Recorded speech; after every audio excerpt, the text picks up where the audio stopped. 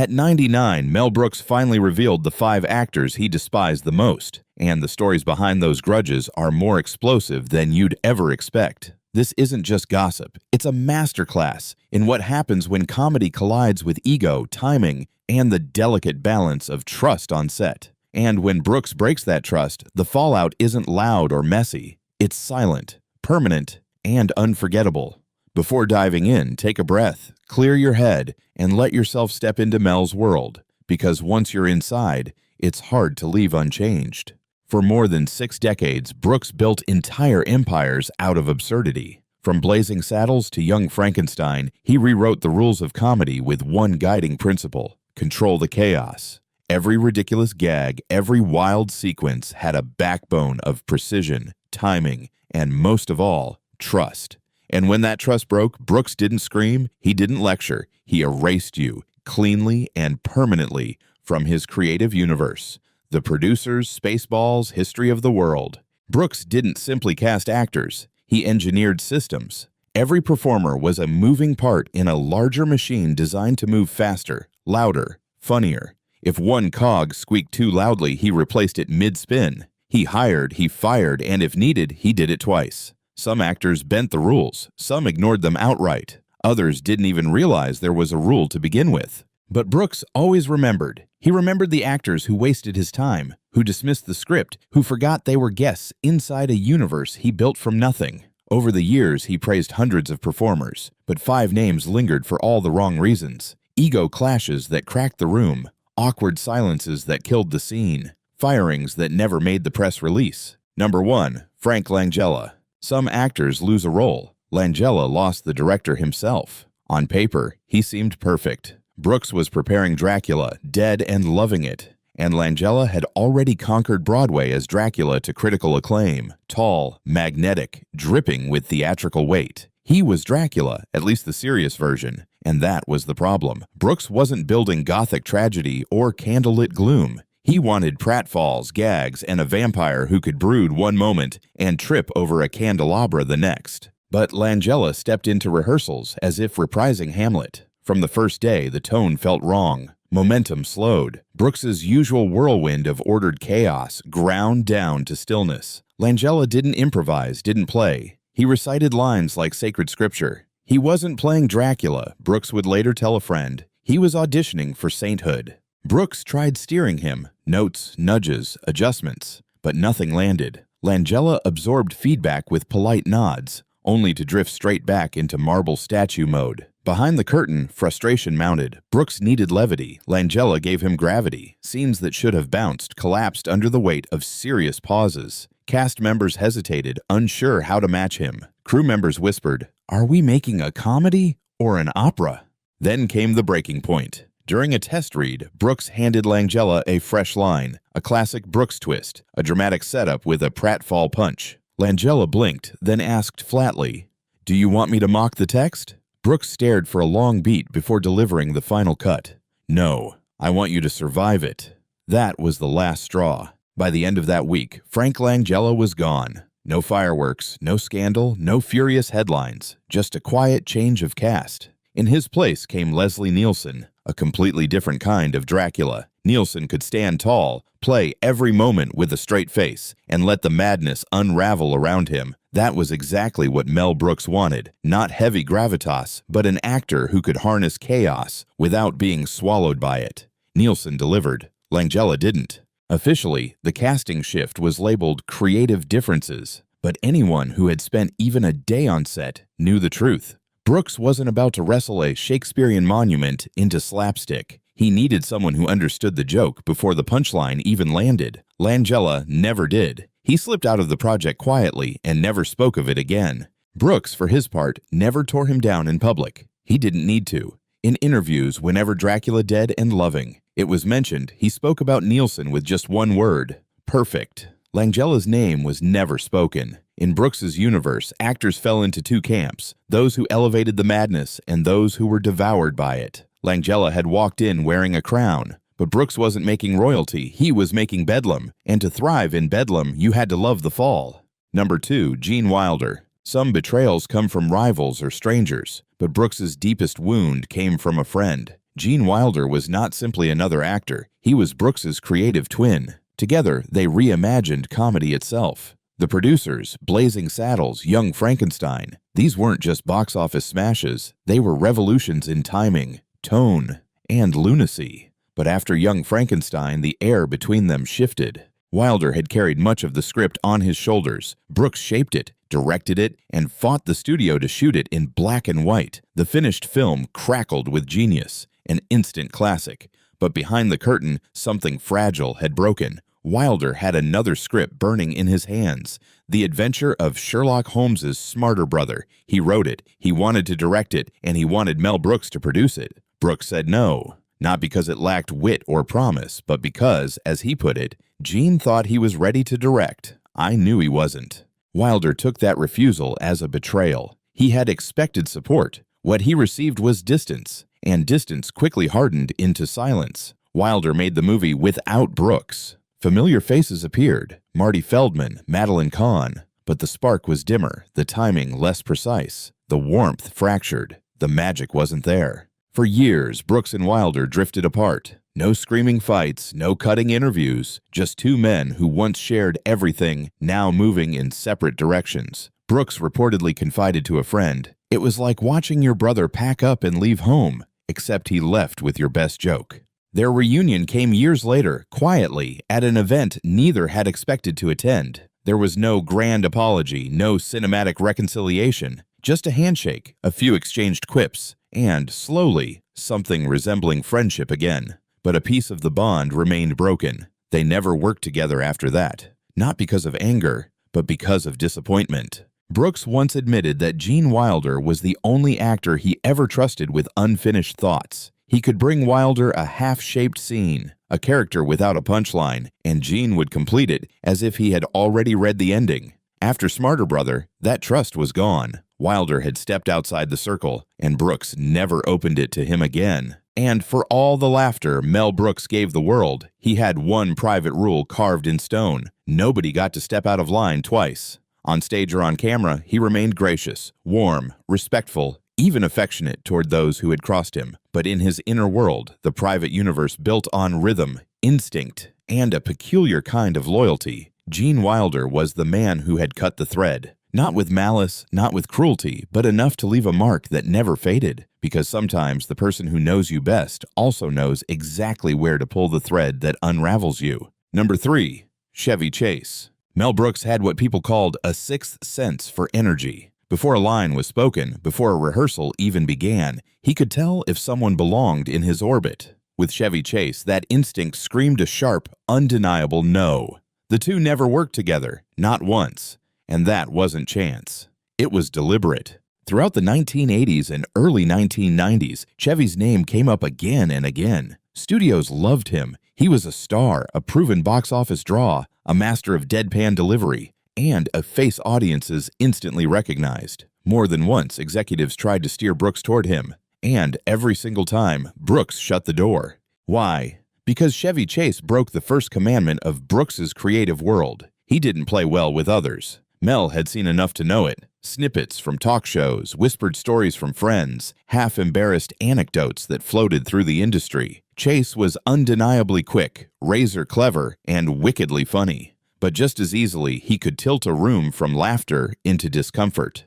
Brooks once told a casting director, "He's not acting. He's just waiting for everyone else to stop talking so he can prove he's the smartest man in the room."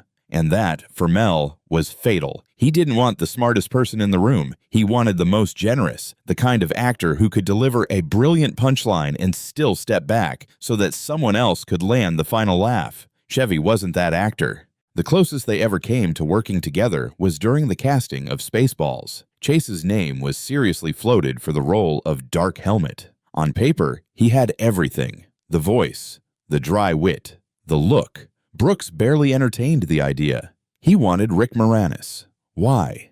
Because, as he put it later, Rick knows when to step back. Chevy only knows how to interrupt. For Brooks, the chemistry of an ensemble mattered far more than star power or box office clout. Timing was sacred. Ego was not. Privately, Mel described Chase as a man who didn't dance with comedy. He crashed into it. He admired the talent, but not the delivery. Always smirking, always detached, too aware of the joke to ever believe it. And for Brooks, belief was everything. Comedy wasn't about irony, it was about conviction. No matter how absurd the gag, you had to mean it with your whole being. Chevy never did.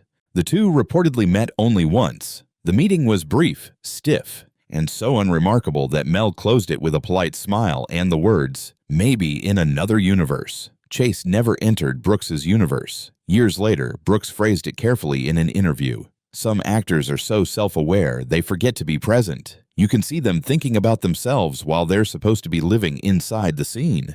The interviewer pressed, asking if he meant Chevy Chase. Mel smiled and let the silence do the talking. For Brooks, it always came down to chemistry, that invisible rhythm shared between performers, the give and take in the quiet beats between lines, the unspoken contract of comedy. Trust me, and I'll trust you. Chevy didn't trust anyone. He wielded silence like a weapon, cut with words, and treated every moment like a contest he had to win. Brooks wasn't interested in winning. He was interested in ensemble. In the end, Chevy Chase wasn't blacklisted. He was simply left on the sidelines, not because he lacked talent or couldn't be funny, but because he never fit into Mel Brooks's world. And that world had room for misfits of every shape and size, except for the kind of chaos disguised as confidence. That Brooks always left at the door. Number 4, Harvey Korman. On screen, Harvey Korman was pure gold. Brooks trusted him with some of the sharpest laughs of his career, and Korman delivered every time. Blazing Saddles, High Anxiety, History of the World, Part 1. Time and again, Korman could hold a ridiculous expression just long enough, ride the tension, and then collapse into hilarity. His timing was razor precise, his presence unforgettable. But behind that brilliance lived a friction that Brooks rarely spoke of. Korman had come from the Carol Burnett Show, where he was the backbone of sketch after sketch. There, he thrived on freedom, loose scripts, playful improvisation, entire rooms bending to his rhythm. Brooks's sets, however, were not built that way. He directed like a conductor with a baton. Every line, every pause, every raised eyebrow had its place. If one player strayed too far off beat, the whole orchestra stumbled. And Korman, for all his brilliance, strayed often. Their sharpest clash came during High Anxiety. Brooks had given him the role of Dr. Montague, the pompous, sinister head of the Psychoneurotic Institute for the Very, Very Nervous. To Korman, the part was a blank canvas. He wanted to build it from the ground up. New quirks, rewritten lines, entire additions to the character. Brooks shut it down. "We already wrote the funny part," he told him. "We just need you to do it." Korman didn't take it lightly. Day by day, tensions built. He paused between takes, questioned blocking, pushed back on-line deliveries. Brooks, usually quick with riffs and banter, began cutting conversation short. What should have been a smooth, buoyant shoot turned into a string of adjustments. Crew members later described the atmosphere as passive warfare. There was no shouting, no dramatic blow-ups, just constant quiet negotiations. Brooks confessed to a producer midway through filming, "Harvey wants to be the director, but I already have that job." By the final week, the two men barely spoke. Notes were passed through assistants. Korman withdrew during breaks. The playful spark that had once made Blazing Saddles bounce now felt rigid, restrained. The performance, of course, still worked. Korman was too gifted to let tension seep onto the screen, but Brooks never forgot the toll it took to get there. After High Anxiety, Harvey Korman's name simply stopped appearing in Brooks' projects, not because of hatred, but because of exhaustion. Brooks explained it best years later. "Some actors bring joy to a set. Harvey brought brilliance, but brilliance with resistance, and resistance, over time, wears you down." There was no grand falling out, no bitter silence, just the quiet realization that their partnership had reached its limit. Korman remained proud of the work, often praising Brooks in interviews, and Brooks never denied Korman's contribution to his greatest films. But they never worked together again. The rhythm was gone, and rhythm, to Brooks, was everything. He could embrace madness, tolerate divas, even choreograph chaos in costume. But when collaboration twisted into competition, the comedy stopped feeling like play and started feeling like war. And Brooks wasn't in it to win battles. He was in it to make people laugh. When the laughs became harder than the fight was worth, he let it go. Number 5, Jerry Lewis. Mel Brooks admired genius. He had no patience for arrogance. With Jerry Lewis, he saw one buried inside the other and decided the trouble wasn't worth it. For years, their names had been linked by reputation. Both were comedic architects who built entire universes out of absurdity. Both wrote, directed, and starred in their own material. On paper, they were kindred spirits, but in practice, Brooks kept his distance. For a time, the studios kept pushing for a collaboration between the two comedy giants, but it never happened. Behind closed doors, Mel Brooks described Jerry Lewis as both brilliant and exhausting. He admired the Nutty Professor, he acknowledged the legacy, but he didn't respect the man behind it. The breaking point arrived in the mid-1980s during the development of Life Stinks, Brooks's biting social satire about a billionaire forced to live on the streets. The studio floated Jerry Lewis's name for a major supporting role, arguing it would bring prestige. Brooks refused instantly. "I don't need someone who thinks he's funnier than the film," he reportedly told his producer. And that was the problem. Lewis had a reputation, rewriting scenes on the fly, clashing with directors, dominating the energy in every room he entered. Brooks didn't share control, neither in the edit bay nor on the soundstage. His sets were carefully balanced orchestras of chaos, and he didn't allow anyone to hijack the rhythm. The two men met only once. A mutual friend arranged a dinner, hoping to spark collaboration on neutral ground. Brooks walked in curious. Lewis arrived late, launched into a 15-minute monologue about the future of American comedy, and barely acknowledged Mel at the table. Brooks listened politely, then left early. Later, he remarked he wanted applause, not conversation. That was the first and last time Brooks ever considered working with him. Publicly, they remained civil. Brooks never insulted Lewis on camera, and Lewis rarely mentioned Brooks at all. But insiders knew there was no affection, no what if, no hidden regret, just a fundamental rejection. Brooks once explained his philosophy: if someone thinks they're the center of the universe, they can't function in mine. I already have a son.